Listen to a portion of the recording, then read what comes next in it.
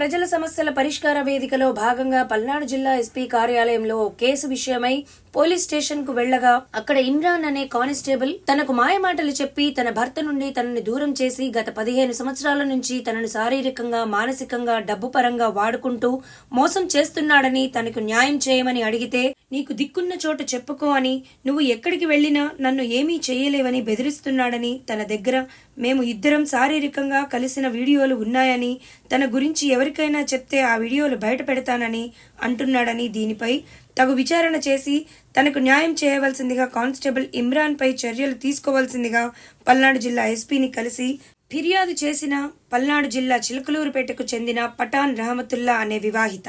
నా పేరు పఠాన్ రహమత్, చిలకలూరుపేట 10వ వార్డు నివసిస్తా ఉంటాను. 15 సంవత్సరాల కిందట భార్యాభర్తల గొడవలు వచ్చి స్టేషన్కి పోతే అక్కడ పరిచయం అయ్యాడు. ఇతను మోసపూరిత మాటల వల్ల మోసపోయి మమ్మల్ని లొంగ తీసుకొని శారీరకంగా మానసికంగా వాడుకొని ఆర్థికంగా పొంగదీసి అన్ని వైపులా నాశనం చేసి ఇట్లా దిక్కున్న చోటు చెప్పుకోపు అన్నాడు. ఇమ్రాన్ అని సీఏ దగ్గర పనిచేస్తా ఉంటాడు. పోలీస్ వ్యవస్థను అడ్డం పెట్టుకొని హోంగార్డ్ వాళ్ళ ధైర్యం అండ చూసుకొని నీ దిక్కున్న చోటు పెట్టుకోపో, ఎస్పీ దగ్గర పెట్టుకుంటావో కలెక్టర్ దగ్గర పెట్టుకుంటావో పెట్టుకోపో అంటే ఇక్కడికి వచ్చాను సార్. టౌన్ లో న్యాయం జరగదని నేను ఇక్కడికి వచ్చాను సార్. చేయాలి